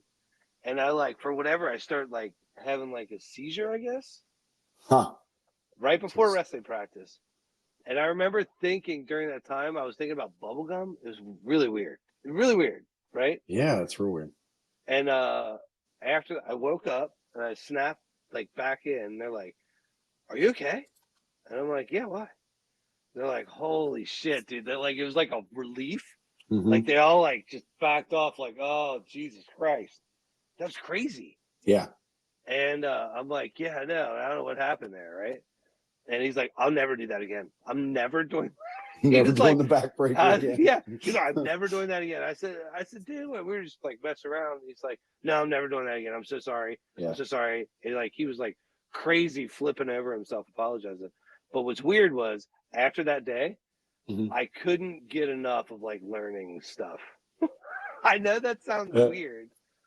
But funny. like as soon as the internet came out in the 90s, I'm like, I need the internet. I need to like learn as much as possible. I start going to the library. I really like changed my whole like trajectory of like life in general. It was really bizarre. Yeah. Really like it did. So like this guy became a mad genius. Now I didn't become a math genius. Yeah. But I So started learning this a is the lot of story. different So to things. compare it to what you're saying, here's what the story is. In Washington, there's a man named Jason Paget became a math genius in 2002. Jason, a furniture salesman, jock, and self-described partier This is me, dude. This is me. from Tacoma, was savagely attacked by two men outside a bar, leaving him with severe concussion. When he recovered, he acquired the ability to visualize complex mathematical objects and physics concepts intuitively. And this is according to Live Science. Paget is now one of 15 to 25 cases of so-called acquired savant syndrome, people who have developed abilities after suffering head injuries.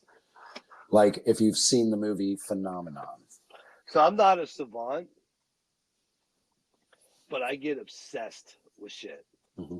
So I got obsessed with North Korea for like years. I got obsessed with Antarctica for like years. Like things that I do now, I could have never done before that happened. Like I started writing. I remember when I talked to you about doing the podcast. Yeah. I'm like, the only reason like I'm asking you is because I think you're the only person that can do it. And you're like, what do you mean? I'm like, I mean, like, you're like one of the few people I know I can hold conversation with, and we can like have a free exchange of ideas, not get offended with each other. Right. We can each speak our opinion and like respect each other. Like, it's weird that that's even in my head because like that was never a thing before that happened. Right. You know what I mean? It would have been and a I think learned Danny, experience. I think Danny even said to you, if you're doing a podcast, you're going to do a podcast with Anthony. Like he'll do it. Like Yeah. you'll have it. You'll have material. It'll be on a platform. You'll be able to like, and it's true. Like Right. I was like, we should do a band, and and the guy that lives in Nashville, he's like, you want to do a band? I was like, yeah. He's like, I was in Penn State's band. I'm like, yeah, I play piano. He's like, what are you gonna play the keyboard? Are we gonna be like Jim Morrison? I'm like, no, that's gay. I can't play keyboard. I was like, I should play like bass guitar. He's like, all right, I'll learn drums. If you play bass guitar, I'll learn drums. I said, all right. So I've literally got drunk, bought a bass guitar and a DVD off my buddy. I figured it out in like 20 minutes. I figured the bass guitar, and I'm like, oh, but look, you can play bass guitar in 20 minutes, but to be good, it took me 2 years, right? Right. Like where I could sit in. Mm-hmm. I could just hop in and play. And I did the same thing with the ukulele. I was like, it's only got four strings. How hard could it be? Exactly. A lot harder. And it is. Mm-hmm. To be good. Well, to be good. You can play like along. You said, be good. I can play. I got chords I can play, and I can play along with my brother's playing, and I can, because the finger placement on an ukulele is different because the strings are strung different. So I watch his fingers because I can't do it by its sound, but I can watch his fingers and I know what note he's hitting by the shape of his fingers. But there was definitely like a before and after that happened to me. And it wasn't to the extreme that this guy's like a savant. He can like, spit pie to like 250 places. But like I really do. There was like a before and after with me on like learning, and for whatever reason, nothing that like it came to fruition at that time. But for whatever reason, I was able to focus on stuff where I never could do that before. I was always fascinated by the idea of this. I mean, I love that movie Phenomenon with John Travolta. I thought that was cool as shit. He had like a brain tumor, right? Yeah, he had a brain tumor, and as it got bigger, it was like pressing on his brain, but it was like unlocking all these things in his brain where he could learn really quick. Like they were on an orchard, and one of the workers got hurt, and he only spoke Portuguese, and he learned Portuguese on the way to the hospital. Right. See, I'm not that good, but like we shot a documentary. Mm-hmm. And the guy that was like the head of it wrote for like the Knoxville Sentinel, right? And the other guy was like a cameraman for the news crew in Knoxville. And they had all this footage and shit. And they sat on it for like 2 years. And I said, hey, man, what's up with that fucking story? And they're like, oh, we're waiting for money and blah, blah. I said, dude, just give it to me. I'll do it. And they're like, yeah? I'm like, yeah, give me all the footage. And I took all the footage and made a fucking document. And they're like, holy shit, dude. Mhm. Like, where'd you learn how to do this? I'm like, well, I didn't. I just like, I looked at like History Channel. I Mhm. just, Yeah. I just did what they did on History Channel. Right. And they're like, that's a fucking documentary. And like, it's still on YouTube. I have like hits, but like, yeah, I totally believe this happened. Yeah. I'm not crazy because I think when certain people get trauma to their brain, Yeah. things happen. It happened, and they got the proof of it. They just don't know why. I don't know Uh, why either. they're not sure why. Now, I mean, like there's plenty of savants in the world. And I like, mean, did my story make sense to you? yeah. I mean, It's dumb though, right? Like I was thinking about right. bubblegum. Mhm. The guy was doing like a backbreaker. Yeah. Like he had me over his shoulders, and Yeah, the brain's capable of so much. You see it in the actual savants, like Kim Peek was the basis for the movie Rain Man. right, There was a real life guy, but he's the guy that can read 2 pages at once. he would read the left page with his left eye and the That's right page with incredible. his right eye, and he could not only read those books in like no time. I mean, he could read them so fast. So I saw that documentary. Yeah, he That was retained when, like 90%, 98% of everything he ever read. okay, wasn't there the other kid was like Daniel Tammet. fully functional, right? Yep, fully functional. He wasn't Asperger's. autistic, or he He's got, wasn't autistic or anything, but he had something happen to him. He was like under the ice. oh, not Daniel. I was thinking of Daniel Tammet. He There's was like okay, the newest he's like Rain blonde. Man, but He's like okay. There's yeah, one he's guy that blonde. like I don't know if there's one guy that like is like kind of bald and he looks like special needs, but yeah, he's not not. He's yeah. not. He can read. That's the guy that can read the left page with his left eye and the right page with the right eye. Or because But then there's another guy yeah, that has like a short, spiky blonde hair. yes. He's from Norway, maybe Yeah, I don't know if he might be Denmark. But he learned Finnish, Icelandic. Icelandic. That's what he did. He learned Icelandic in 24 hours. Yes, to do an interview in Iceland, and they said And they're it like, was flawless. no way. They're like, no way you didn't. They're like, I can't believe you could speak Icelandic without ever knowing the language. And that guy was saying he had some kind of trauma, and he was able to compute like huge numbers. And he said sevens are scary. Well, that's the thing is with him, He had like he saw math as color. mm, That's what he he said. said He said in color and sevens were shapes. big and scary. Yep. Nines smelled like gasoline. He had like everything had like an association. Yeah. And he was able to like knock out giant, equations. He could do 4x4 math. He was born in East London, and yes, that's yeah. the guy. Yeah. So like I totally believe this happened to this guy. Yeah, he like actually got to meet Kim Peek before he died. He did. And like I said, a version of this happened to me. I was like, didn't care.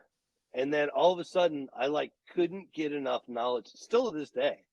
I don't watch TV, I watch YouTube. I watch the weirdest shit, dude. I watch abandoned places to find out the history of like what happened. Right. I'll watch like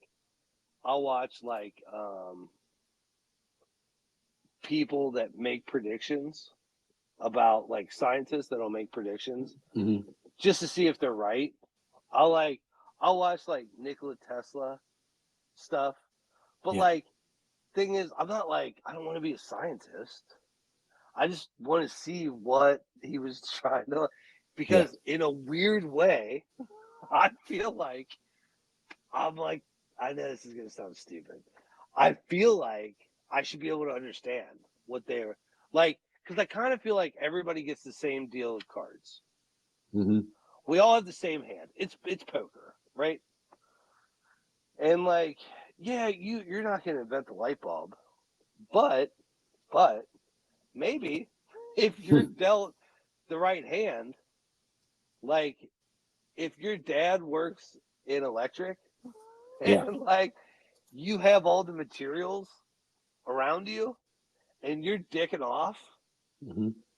and that goes to every industry Right. because there's people in the oil industry where like they're kids of their fathers and like okay, there's a kid that figured out, he was like 14, he figured out how to drill for oil. He's like, okay, why don't you just have a bendy straw? He like showed his dad. Yeah. He's like, look, dude, you guys drill straight down, right? He's like, here's a bendy straw. He's like, why don't you just bend the straw?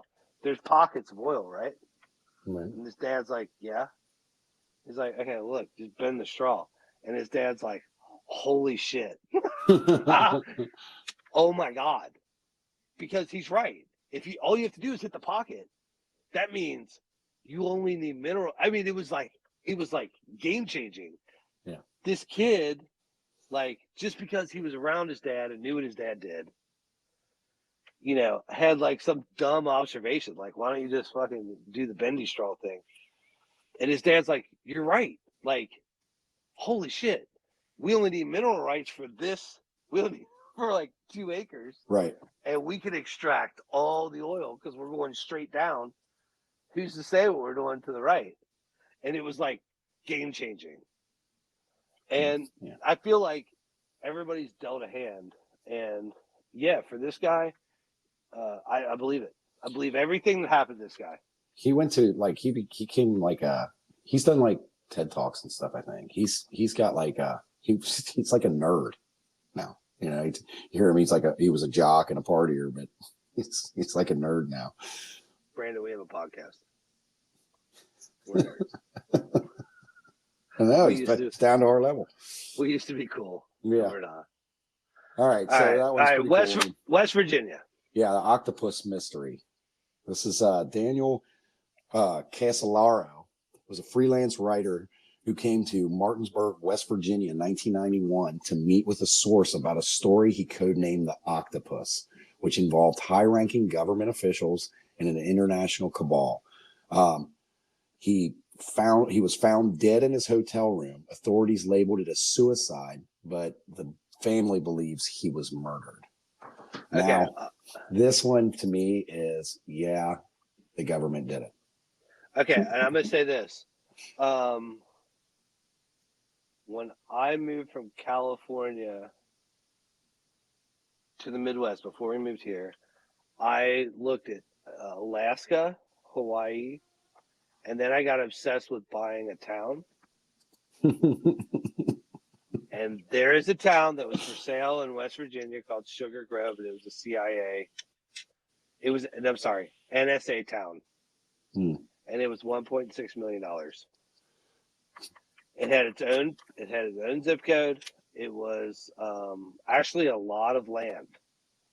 Yeah. And a lot of buildings and like 30 houses. And for 1.6, I was like, that's really cheap. Somebody bought it. It's called Sugar Grove. I think this is real. Yeah, I think our government often. Yeah. Did he commit suicide with he shot himself in the head twice? Yeah, it's like he shot himself in the back while being robbed. But this is so West Virginia, you wouldn't think is because you would think more Virginia, like Langley or like Washington, D.C. But actually, you can look it up. Sugar Grove in West Virginia was a town that was for sale, and it was a complete alphabet city is what they called it. Like every acronym of the government was there. Yeah. And it was headed up by the NSA. Yeah. So I don't think this is real far-fetched. I think this happened to him. Yeah, no, it doesn't. No, it wouldn't surprise me at all if it was the government took him out because he actually did have information on high-ranking government officials. And you know what? I always say the Bushes and the Clintons are friends. Mm-hmm. And they are. Yeah, they're all friends. So like, you know, when I people are always thought it like, was funny because you see our politicians yelling at each other on the they floor, don't care. and then after it's done, they still have the cameras rolling, and you see them all bullshitting with each other and Right. laughing, and they're supposed to be like these mortal enemies. And if you talk to this person, you're disgusting racist or something. And then you'll see them shaking hands and cracking jokes, and it's like, hey, you guys know the cameras are still on, right? Right. The only one I really didn't get that feeling from was Trump. I think they all hated him. However, he had said a long time ago, he's like, I think I'm more of a Democrat. He's like, Well, he was a New York Democrat back in the he's day. like, fiscally, I'm a Republican, but he's like, but socially, I'm more of a Democrat. Mhm. And it makes sense because, like, the things that he stood for, like, he was all for that, like, stop and frisk law in New York, which is a Democrat law. Yeah. That's like, and, you know, all the people that, like, rushed the Capitol and, like, Trump's like, okay, he said in a debate that stop and frisk law was good. And like, yeah, dude, that's like way anti-American. You know what I mean? Yeah. But like at the same time, you know, Dave Chappelle said, well, you know, she snapped back at him, you didn't pay your taxes. He's like, that's because I'm smart. And he's like, you could change the tax code, but I'm using the same tax code you are, but you're not going to do it because you enjoy the same. And that was tax pretty shelter. funny. Dave Chappelle's like, he said, everything you think's going on in there is. Right. He's like he took his Illuminati card out, chopped up a line of cocaine, and snorted that motherfucker. All right. So yeah, All right. I think the government got him. And moving on to Wisconsin, the demon I bunk don't bed. know. I guess. The demon bunk bed in the Tallman house in stupid. In 1987, the Tallman family bought a secondhand bunk bed into their home, and the next 9 months, the family was haunted by what appeared to be a poltergeist. Clock radios turning on by themselves, paintbrushes dipping itself into paint, and worse. I like how they put "and worse." What could be possibly worse than paintbrushes dipping themselves? The children Kids were getting got ill sick. and health problems, unexplained fires. They destroyed the bed and it stopped. Brandon, this didn't happen. I think they just had a run of bad luck, and the newest object in the house was that bunk bed, and they blamed it. Yeah, I don't know. Moving on, Wyoming, All right, Devil's so Tower. this one, since we're closing out, this is the last one. I've never seen this. Not in person now. Okay, I will say this: when you drive from Los Angeles to Las Vegas, you're in the desert, and there are these giant boulders, dude, Yeah. with no reason to be where they're at. Right. It almost looks like there was a giant explosion, and if you took pebbles and threw them up in the air, Yeah. but they were boulders and they landed, Mm-hmm. that's what it looks like. Yeah. And so this Devil's Tower is in a relatively flat place. Yeah. So I'm going to go out on a limb and say this is a natural phenomenon that happens from some kind of fissure in the earth, Mm-hmm. and the magma or lava or whatever Mm-hmm. was driven straight up at a controlled temperature, maybe during the Ice Age. Yeah, where it would cool quick. It would cool quick, and that's why it formed that way. That's the only explanation I could come up with. Because, like, I do know in Hawaii, when lava comes up, it cools and it makes new land. All right, but Hawaii also has the most erosion of any state. Yeah.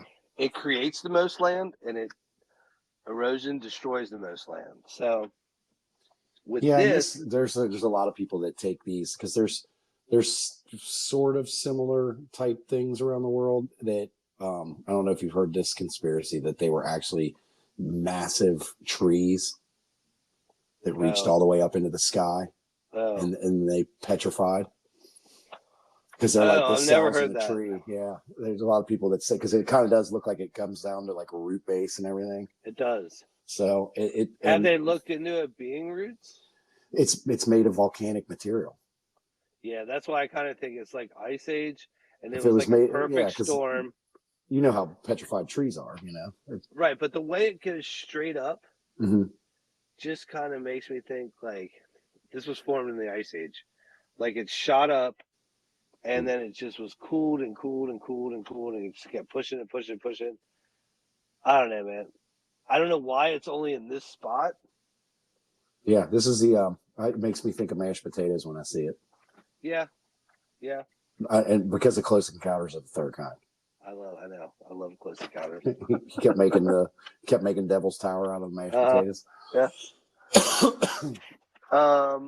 Yeah, I'm gonna say this is a natural phenomenon, probably caused when the Ice Age, and it's just like a perfect storm of like temperature, lava, a break in the earth, and I or think something. most science is an agreement that it is scientific. They just don't know how it came into existence. Right.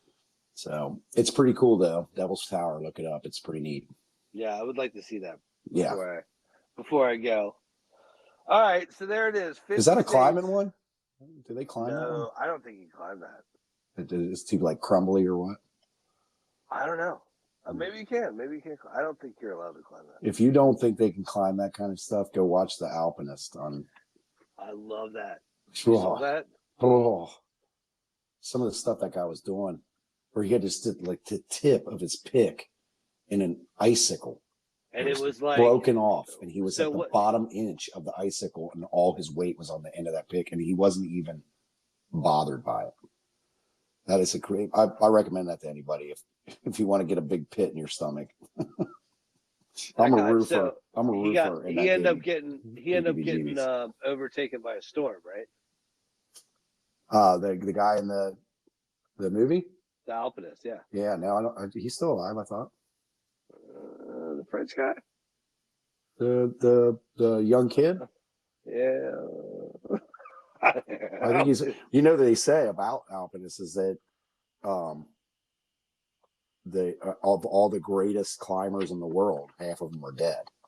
Right. Because it's risky business because they're free climbers. If you're watching that show, he goes up with his girlfriend and they come up on these people that are like carabiner, they got ropes, they got safety lines. It's Andre Leclerc. And he just went right up. They just go, him and his girlfriend just free climbing. They got all their gear on. They're like, excuse us. And they just climb right around him. That's a different guy. That's not the main guy in that new Netflix show. The Alpinist? I just saw this like a year ago. Are you talking about Marc-Andre Leclerc? If that's who you're talking about, that was in that they were like, who are you? Like all the climbers in the world. That's who I'm talking about. Marc-Andre Leclerc. And he died. Yeah. He died. Well, he died because of an avalanche. It wasn't his fault. There was an avalanche. But he was. They never found his body. He's presumed dead. But he wasn't even in it for the fame. He just not at all. He didn't want it. They tried to film him, and he took off on a climb by himself. And they were pissed because they were like, hey, man, we were supposed to film you doing that climb. And he goes, then I wouldn't have been doing it solo. So you can climb Devil's Tower. Yeah, it looks like a climber. It says 5,000, 6,000 people can climb it a year. What do you do when you get up top? You have a sandwich?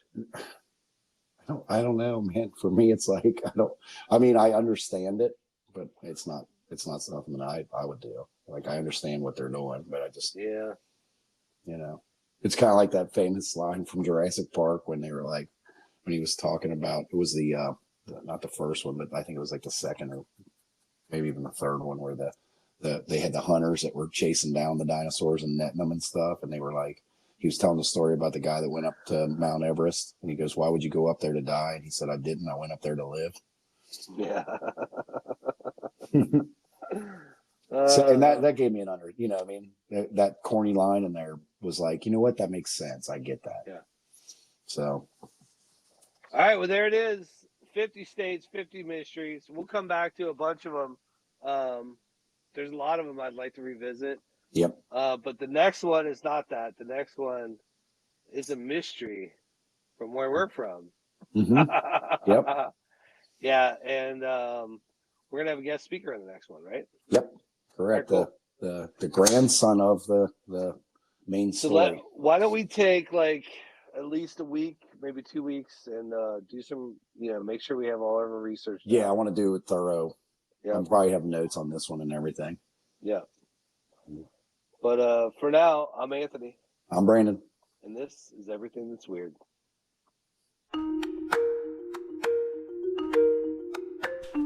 For show notes and merchandise, go to www.everythingthat'sweird.com. Follow us on Instagram and Twitter, and be sure to like, subscribe, and review anywhere that you listen to podcasts. Thank you for listening. See you next time.